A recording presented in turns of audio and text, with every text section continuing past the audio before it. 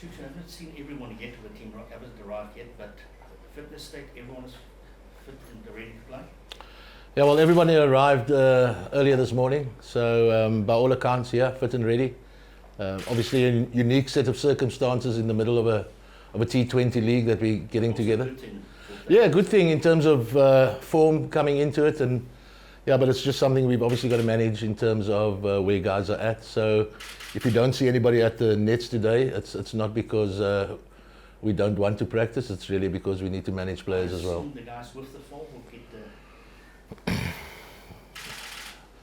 Yeah, look, I mean, if you were a selector, would you not bear that in mind? So yeah, I'm sure we'd take that into account as well. Shukes, also probably a positive that the squad of players you've got for the series is it's an established squad, and going forward, there's no real new faces or anything like that. Yeah, they haven't done too well in the past, but new chapter, but settled squad for you. Yeah, very much settled squad. Rob and the national selectors obviously put the squad together. The good thing, as you rightly mentioned, it is a very settled group. They fully understand where we're at in terms of what's required in this series. So we certainly won't be spending too much energies explaining the importance of the series. And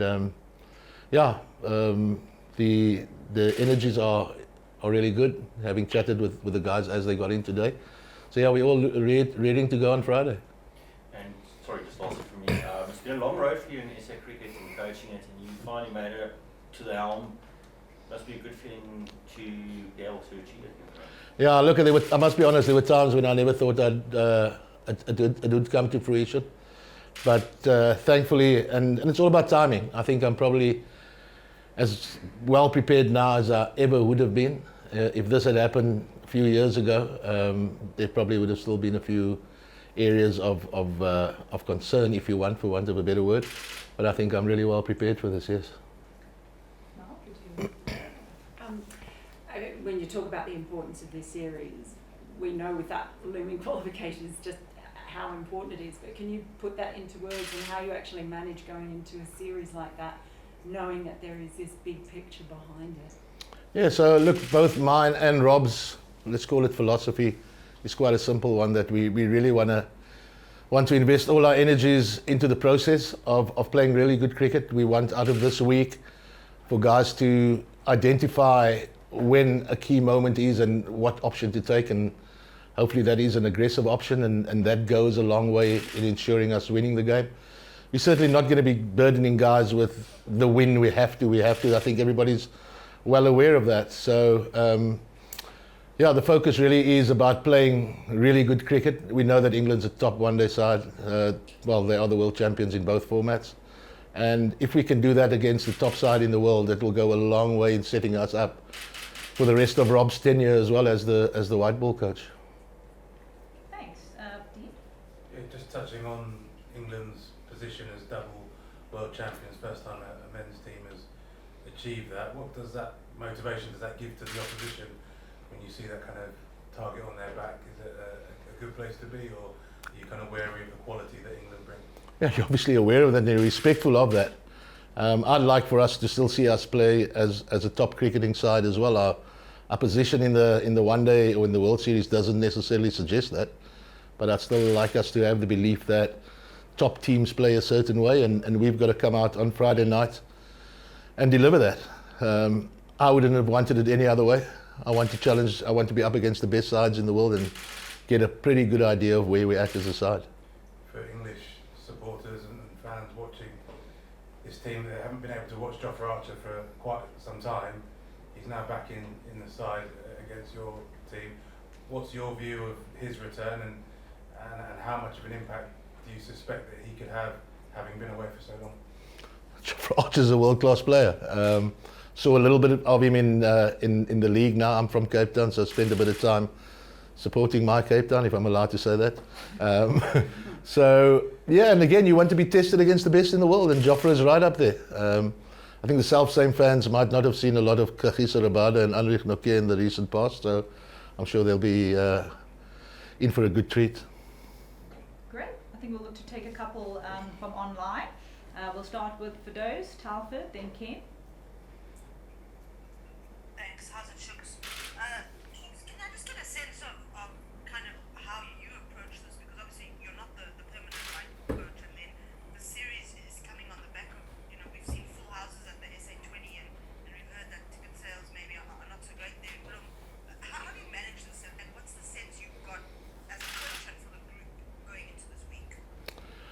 Yeah, hi Fidos. Look, we get together officially for the first time tonight as a group, where we'll obviously speak around some of these potential pitfalls where the guys have been at in the last couple of weeks. Look, a top rugby coach that sat as a South African rugby coach many years ago got fired because he spoke about ticket prices. That really is above my pay grade and certainly not something that we're going to concern ourselves about. We do know that the guys would obviously want everybody in Bloemfontein to come out and support us. But yeah, look, at the end of the day, Bloemfontein hasn't had much cricket, and I'm pretty confident that the people of Bloemfontein and the surrounds will turn out in their droves to watch a South African side that they haven't seen play in a long while. Thanks, Fidos. Telford? Congratulations on the appointment. Can you hear me? I can hear you, Telford. Really good. Just also with the SA20 has been such a raving and roaring success. I don't know, are you under pressure to highlight and base? You know, that international cricket is still the best thing in the world. Do you feel a bit under pressure? Do you think the team does from what's going on in the SA20? Yeah, look, obviously international cricket is always about pressure. And I sit here as if I speak of experience in my first gig. But look, just briefly chatting with some of the guys, it's quite clear that representing your country is still the pinnacle of it, both in white ball and test cricket. So whether we're under pressure to compete, I don't think we're competing with the T20 league. I'd like to see the league as an ally, because the one thing I have seen of late is that people in South Africa are still very much in love with cricket. And obviously, as Johan remarked earlier, we'd obviously looking at the form and use some collateral form lines with guys in that T20 league and going into Friday. So I certainly don't see it as a pressure with regards to the league. I think the only pressures there are is playing really good cricket against a top side like England. Thanks, Telford. Kane?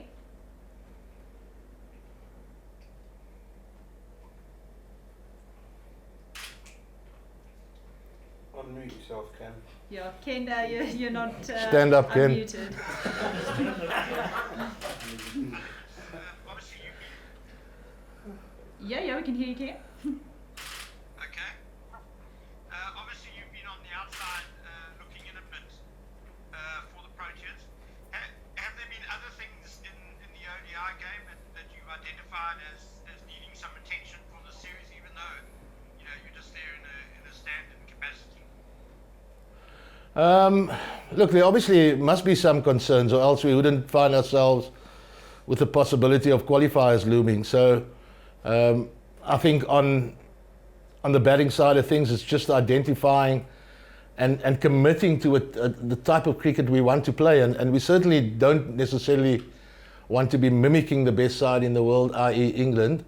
And similarly, our bowling strength is right up there. It's identifying key moments in the game, which approach we need to take, what is the right option, and then committing to that and wanting to win all those big moments. And as long as we can create that culture of learning, but also taking the aggressive option, that will go a long way to getting success for us.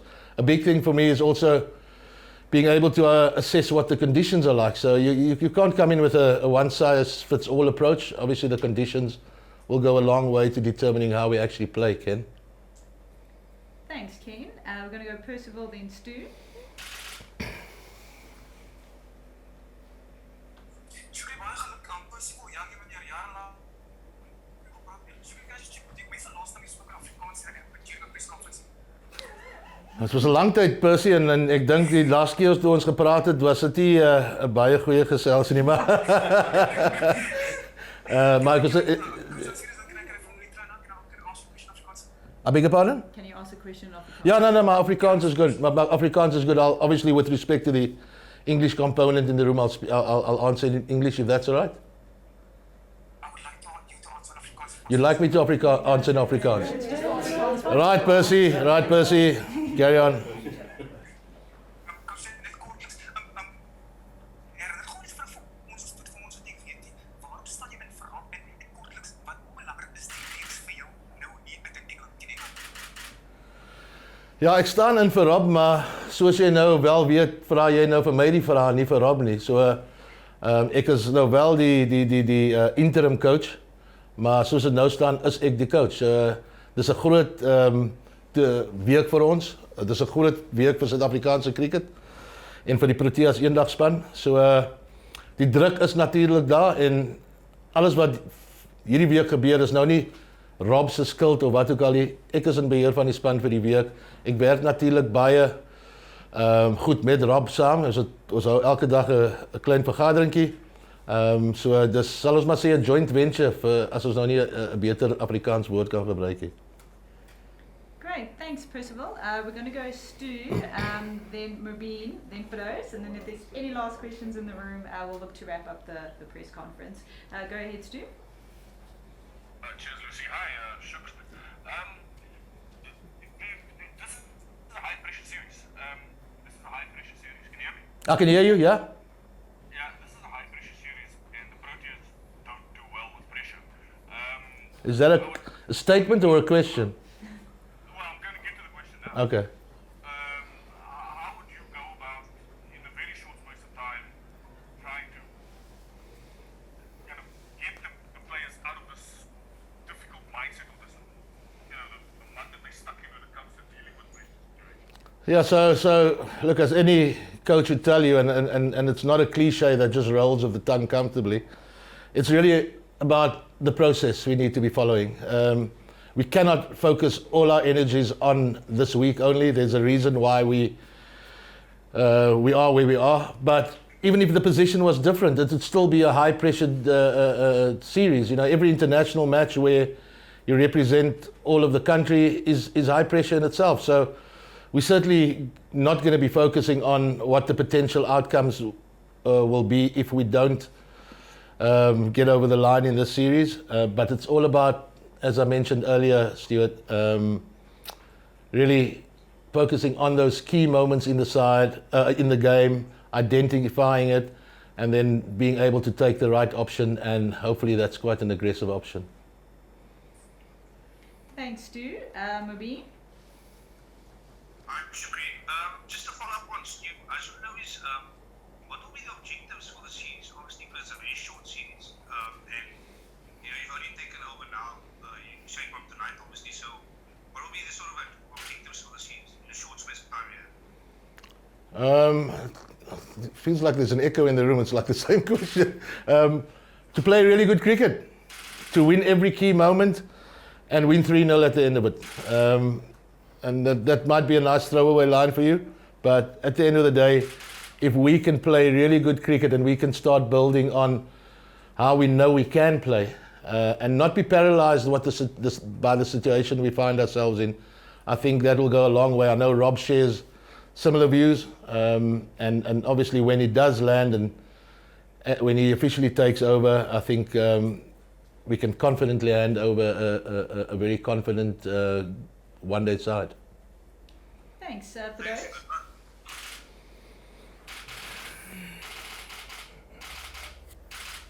Fidos? Oh, yeah. Yeah, sorry, there was a delay.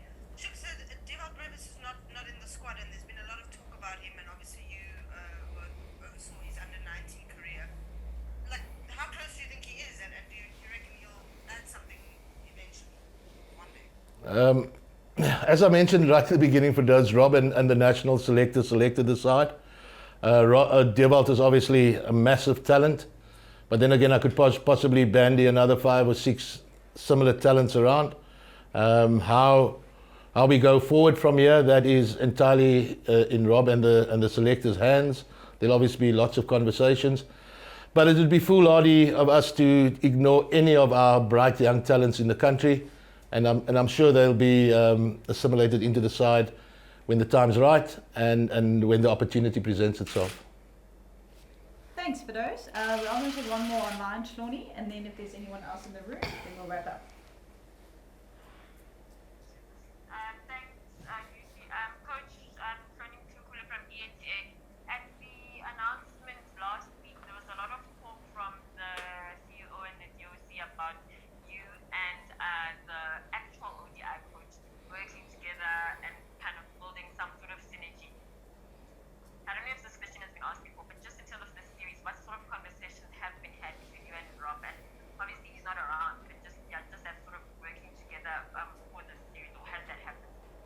Yeah, there has been lots of conversation, and look, just at the outset, I need to make it very clear. Rob and I have a fabulous relationship. We always have had. We share similar ideals on the game, and we in conversation literally every day in terms of where we feel the team's at, what we need to be looking out for. Obviously, I'm on the ground here, and he's 11 hours ahead of me, so I'm being entrusted to look after selection. I've been entrusted to really take matters or look after matters. This is my series now, but obviously in constant conversation with Rob. We share similar ideals, and again, if one looks at the red ball and white ball components, I think the two have grown closer together. If you look at how the formats have been played, so there's a lots of synergy between Rob and I, and the sharing of ideas.